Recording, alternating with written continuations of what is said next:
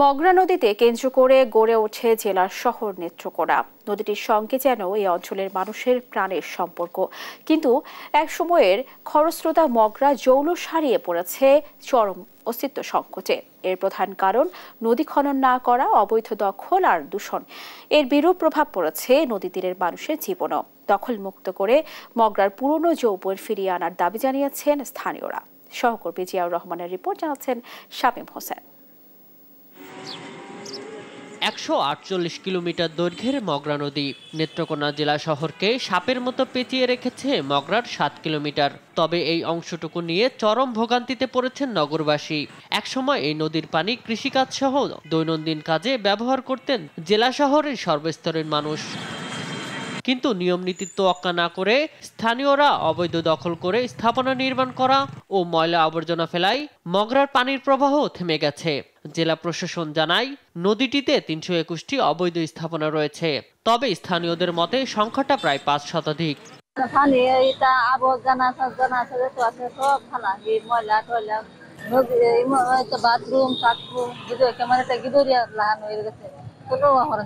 আগে এটা ব্যবহার করা যেত, গোসল করা যেত, সবকিছু করা যেত, কিন্তু এখন আর কিছু করা যায় না।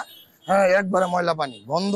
নদী গবেষক ও পরিবেশবিদরা জানান, সরকার এখনই উদ্যোগ না নিলে মগরা নদীর চলমান সংকট আরো ভয়াবহ হবে। জেলেরা যারা মাছ ধরে তাদের জীবন জীবিকা নির্বাহ করত, তারাও আজ এই অঞ্চলে আর নদীতে মাছ ধরতে পারছে না। জেলার সচেতন নাগরিকরা বলছেন, মগরাকে রক্ষা করা না গেলে এর বিরূপ প্রভাব পড়বে সাধারণ মানুষের জীবন জীবিকা ও পরিবেশের উপর। নদীটা যাতে দূষিত করা না হয় সে বিষয়ে প্রশাসনের পাশাপাশি আপনার যে সম্মিলিত নাগরিকরা আছে সেটাও আমরা উদ্যোগী হব।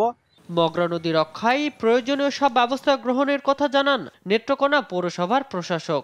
পানি উন্নয়ন বোর্ডের মাধ্যমে একটা বড় প্রকল্প বাস্তবায়িত হচ্ছে পৌরসভার সাথে। বিশেষ করে দুই পারে ওয়াকওয়ে তৈরি করা, নদীর যে পরিষ্কার পরিচ্ছন্নতা রিলেটেড ভালো একটা প্রকল্প আসতেছে। জেলা প্রশাসক আব্দুল্লাহ আল মাহমুদ জামান মগরা নদীর অবৈধ দখল ও অস্তিত্ব সংকটের কথা স্বীকার করে বলেন, নদীটির খনন, সৌন্দর্য বর্ধন, অবৈধ স্থাপনা উচ্ছেদের জন্য পরিকল্পনা গ্রহণ করা হয়েছে। যে এই নদীর ৩০ কিলোমিটার ড্রেজিং এবং ৫ কিলোমিটার শহরের দুই পাশে ওয়াকওয়ে সহ এবং বিউটিফিকেশন করা, এই প্রস্তাবটা অনুমোদনের পর্যায়ে আছে। আমরা আশা করি যে শীঘ্রই এটা অনুমোদন পেলেই আমরা এই নদীর খনন কাজ শুরু করব। জেলাবাসীর প্রত্যাশা, মগরা নদীর প্রাণ প্রতিষ্ঠা ও পরিবেশ রক্ষার মাধ্যমে নদীটিকে আবারও বাঁচিয়ে তোলা হবে। এতে স্বস্তি মিলবে জনমনে। শামীম হোসেন, নিউজ ডেস্ক, দেশ টিভি।